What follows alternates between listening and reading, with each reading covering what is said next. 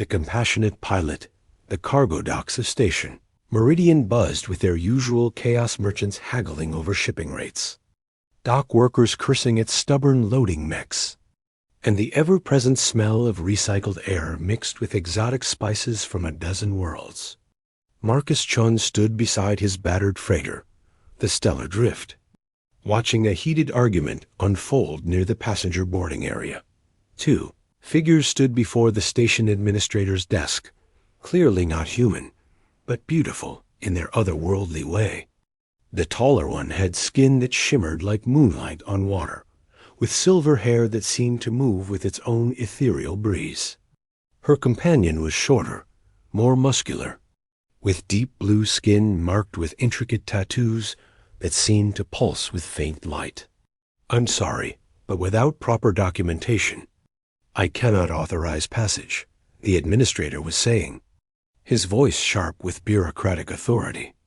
"Andorian refugees need specific permits to travel through this sector."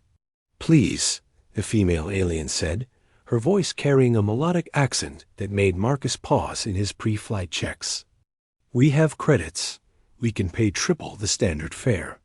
We simply need transport to the Outer Rim. Credits aren't the issue. It's the paperwork.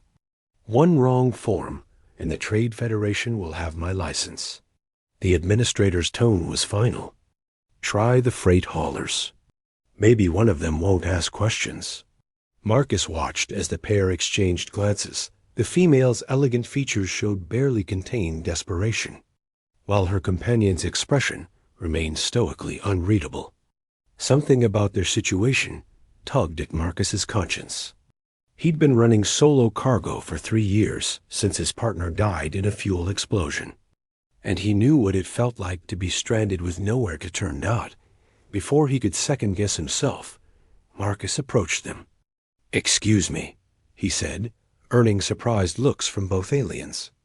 "I couldn't help overhearing. You need passage to the Outer Rim?" The female studied him with eyes that were the color of amethyst, beautiful and calculating. "You would take passengers without proper permits?" Marcus shrugged, trying to appear casual, despite the way her gaze seemed to see right through him. "My ship, my rules. Besides, the Outer Rim is exactly where I'm headed anyway, delivering agricultural equipment to the mining colonies." "And your price?" The blue-skinned companion spoke for the first time, his voice a deep rumble. "Free," Marcus said simply. "I've got cargo space, and it's a long haul. Could use the company."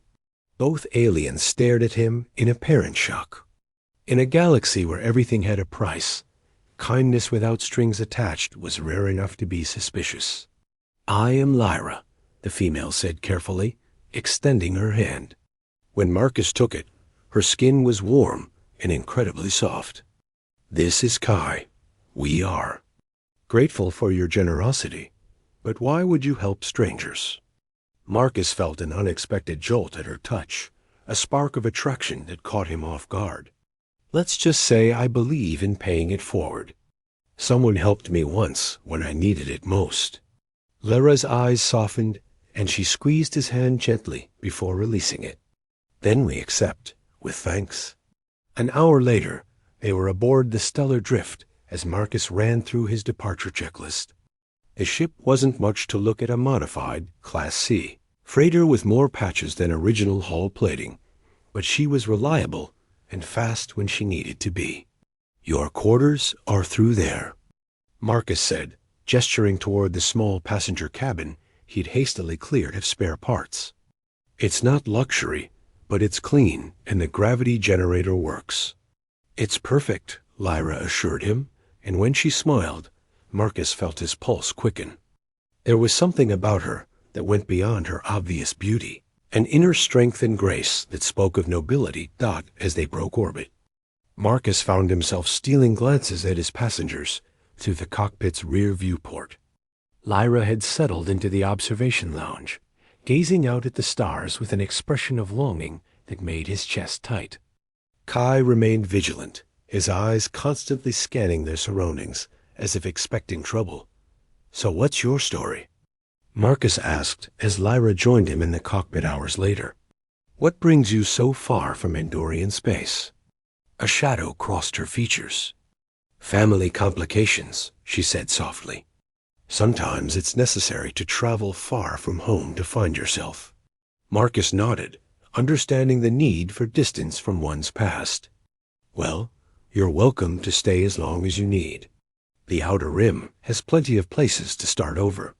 When Lyra smiled again, Marcus realized he was already hoping their journey would last longer than the 2 weeks it would take to reach their destination. The first week of their journey passed in a rhythm that Marcus found surprisingly comfortable. Days blended into one another in the gentle hum of hyperspace, broken only by mealtimes and system checks. Lyra proved to be an engaging companion, curious about everything from Marcus's cargo routes to the modifications he'd made to his ship. You built this yourself? She asked, examining the custom navigation console he'd installed. Mostly salvaged parts, Marcus admitted, enjoying her genuine interest. That display came from a decommissioned military cruiser, the processing unit from a luxury yacht that crashed on Kepler-7. You have remarkable ingenuity, Lyra observed, and Marcus felt a warm sense of pride at her praise, that their evening meals became the highlight of Marcus's day. He'd prepare simple fare from his protein synthesizer, while Lyra told him stories of distant worlds, though he noticed she was always vague about how she knew such places. Her laugh was like music, and when she smiled, it lit up the entire cramped galley.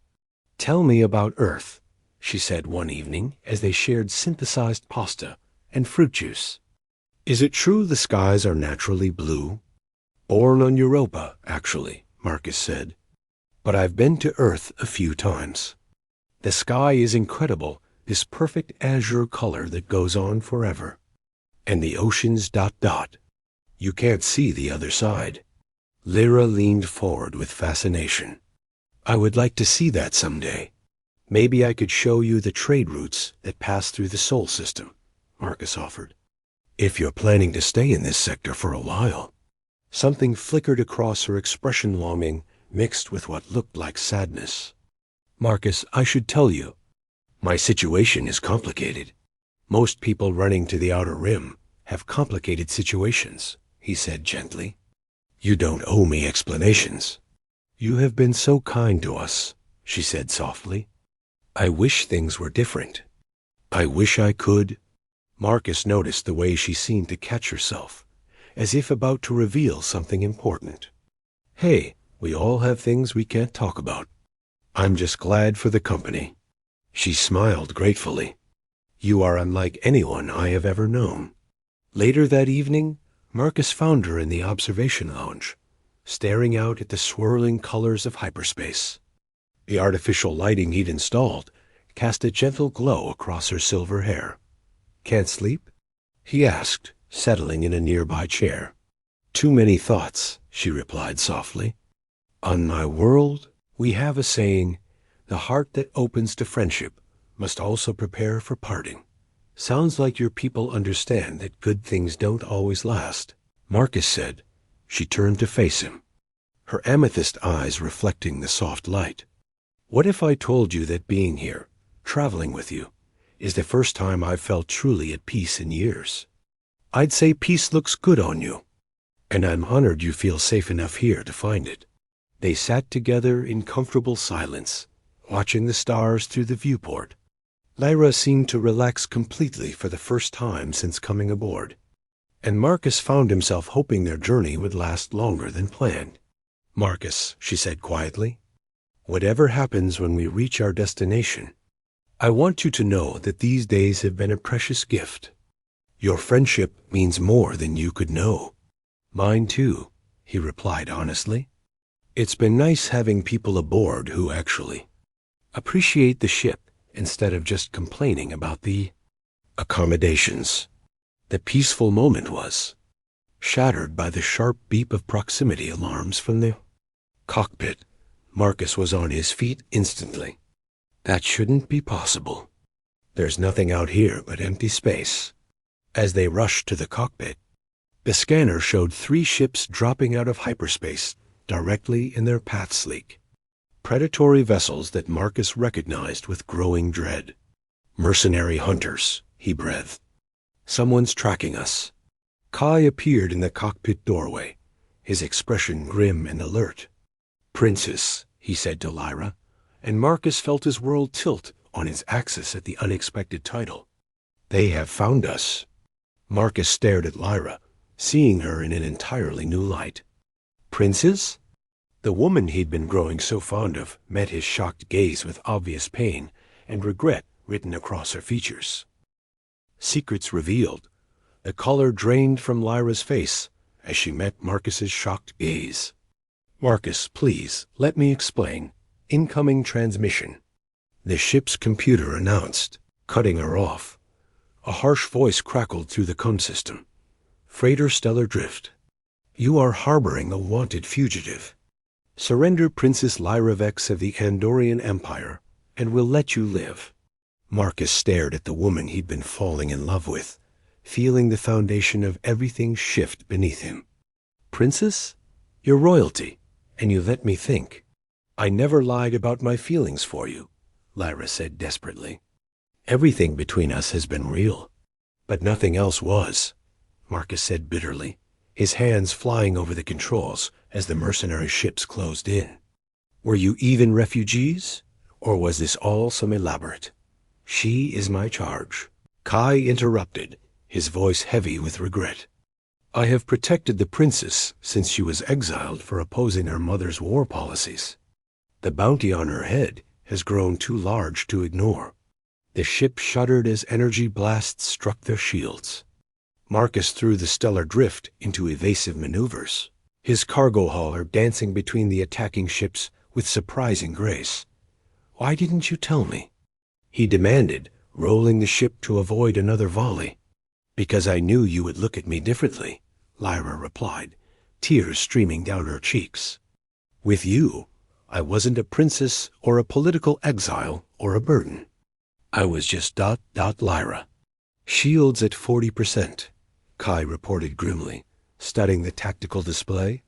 Marcus's mind raced. The mercenaries had them outgunned and outnumbered, but his ship had advantages they couldn't see. Hold on, he said, diving toward a nearby asteroid field. Marcus, this is madness. Lyra gasped as rocks the size of buildings flashed past their viewport. Maybe, but it's our only chance. Marcus's fingers danced across the controls, using every trick he'd learned in 3 years of threading through dangerous space. Your Royal Highness. The bitter emphasis he put on her title made Lyra flinch. Please don't, she whispered. One of the pursuing ships clipped an asteroid and exploded in a brilliant fireball. The remaining 2 were more cautious, giving Marcus the opening he needed. There, he said, pointing to a cavern in the largest asteroid. We can hide there while they search. As they settled into the rocky shelter, the tension in the cockpit was suffocating. Kai excused himself to check for damage, leaving Marcus and Lyra alone. I know you hate me now, she said quietly. Marcus studied her face, the tears, the genuine pain in her eyes, the way she held herself as if expecting rejection. Despite his anger, his heart ached for her. I don't hate you, he said finally. I'm hurt. And scared. Do you have any idea what you've put me in the middle of? A war I never wanted, she replied. A life I never chose. When she reached for his hand, he didn't pull away. The woman who laughed at my terrible jokes and helped me fix the air recycler and kissed me under fake stars. Was any of that real? That was the most real I've ever been, she said fiercely. Before Marcus could respond, she was in his arms, their lips crashing together with desperate hunger. This kiss was different, charged with fear and longing, and the knowledge that they might not survive the day. When they finally broke apart, both were breathing hard. Whatever happens, Marcus said, we face it together. Outside their hiding place, the mercenaries continued their search, unaware that their prey was already planning to strike back. The hunt intensifies. Their respite in the asteroid cavern lasted only 6 hours before the ship's sensors detected more incoming vessels. Marcus watched with growing dread as 4 additional mercenary ships dropped out of hyperspace, joining the search pattern. 6 ships now, Kai reported, his blue skin pale with concern. They're coordinating their search grid. Soon they will find us. We can't fight that many, Marcus said, though his hands were already moving over the controls, preparing for flight. We don't fight, Lyra said, surprising them both. We run, and we make them pay for following us. Marcus looked at her with new respect as she moved to the weapons console with practiced efficiency. You know how to handle ship's guns? I wasn't just sitting in palace gardens my whole life, she replied, her fingers dancing over the targeting systems. My mother insisted all her children learn warfare alongside diplomacy. The stellar drift burst from the asteroid cavern like a comet, catching the nearest mercenary ship off guard. Lyra's precise shots disabled its engines before it could react, sending it tumbling helplessly through space. Nice shooting, Your Highness, Marcus said with genuine admiration as he threw the ship into a spiraling dive between 2 asteroids. Just Lyra, she said firmly, continuing to track targets. Especially when I'm trying to keep us alive. For the next hour, they played a deadly game of cat and mouse through the asteroid field. Marcus's intimate knowledge of his ship's capabilities kept them 1 step ahead of destruction. While Lyra's marksmanship steadily reduced their pursuers, numbers but their luck couldn't hold forever. A lucky shot from the lead mercenary ship punched through their rear shields, sending sparks cascading through the cockpit. The stellar drift shuddered and began losing power. Main drive is offline, Kai reported grimly. We're dead in space. The mercenary ships closed in like vultures, their weapons powered and ready. Through the comm system, their leader's voice was triumphant. Surrender now. And we promised the pilot and the bodyguard quick deaths. Marcus looked at Lyra, seeing his own desperation reflected in her eyes. They had run out of options. No, Kai said quietly, and both turned to see him standing at the airlock controls. There is another way. Kai, don't, Lyra whispered, understanding immediately. I have served the royal house for 20 years, the bodyguard said with quiet dignity. Let me serve it one last time. He began cycling the airlock, preparing to vent the maintenance bay. The blast will disable their lead ship and give you time to restart the engines. There has to be another way, Marcus protested. Kai smiled sadly. You will protect her now. I see it in your eyes. You love her as I have loved my duty. Before either could stop him, Kai triggered the explosive decompression. The blast tore through space, crippling the nearest mercenary vessel and giving them precious seconds. As Marcus frantically worked to restart their engines, Lyra wept for her faithful protector. When the drives came online and they escaped into hyperspace, she collapsed into Marcus's arms, her grief raw and devastating. He saved us, Marcus whispered. Holding her close, his stars streaked past their viewport. He saved me, she corrected. But you chose to stay when you learned the truth. Why? Marcus cupped her face gently, wiping away her tears. Because somewhere between the lies and the truth, I fell in love with you. Not the princess, not the exile, just you. Their kiss was soft and salt-sweet with shared sorrow, a promise forged in loss and tempered by love. Love across the void. 3 days after Kai's sacrifice, they were nearing the outer rim when the worst possible news crackled through their communications array.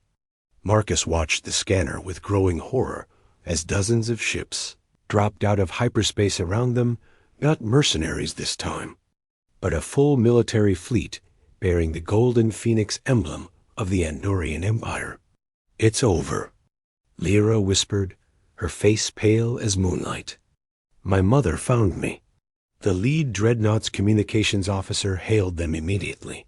Princess Lyravex, by order of Empress Zarathil, you will board the flagship immediately for return to Andorian space.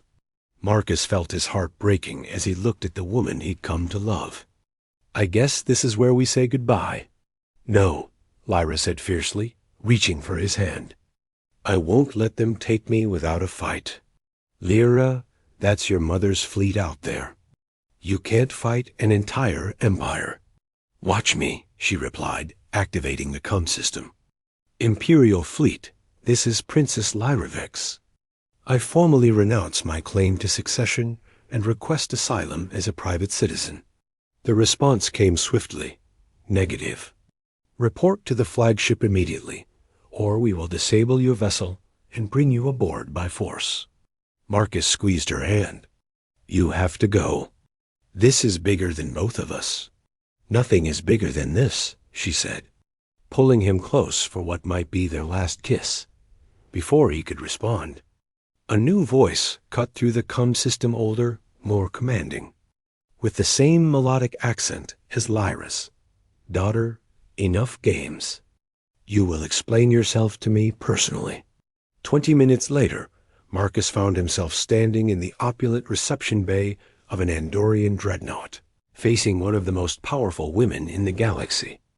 Empress Zarathil was breathtaking in the way that dangerous storms were beautiful silver hair, swept into an elaborate crown, eyes that seemed to see through to one's soul, and in presence that commanded absolute attention.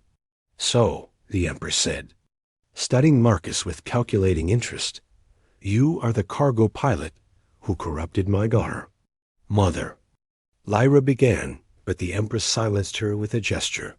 I corrupted nothing. Your Majesty, Marcus said, finding courage he didn't know he possessed. If anything, she saved me. Saved you? From what? From a life without meaning. From drifting through space without purpose or hope. Marcus stepped closer to Lyra, taking her hand despite the dozens of armed guards surrounding them. Your daughter didn't choose exile, she chose freedom. And she chose love. The Empress studied them both for a long moment, her expression unreadable. Love, she repeated, as if testing the word. My intelligence reports say you risked your life for her. Multiple times. I'd do it again, Marcus said simply. Even knowing who she really is? What marrying into the royal house would mean? Marcus felt Lyra's hand tighten in his, especially knowing that. Something shifted in the Empress's expression, surprise, and what might have been approval. Lyra, you have found someone who sees your worth beyond your bloodline. That is ... rare. Mother? Lyra's voice was barely a whisper. The Empress smiled, and suddenly Marcus could see where Lyra got her radiance. The Empire needs leaders who understand love as well as duty. Return home, both of you. There is much work to be done, and you will do it together. As Lyra threw herself into her mother's arms, Marcus realized that sometimes the greatest adventures begin not with running away from home, but with finding someone worth building a new one with. 6 months later, as he stood beside Lyra at their wedding ceremony aboard the Andorian flagship, watching twin suns set over a dozen worlds through the vast observation deck, Marcus knew that the best cargo he'd ever carried was the love of an extraordinary woman who'd chosen him among the stars.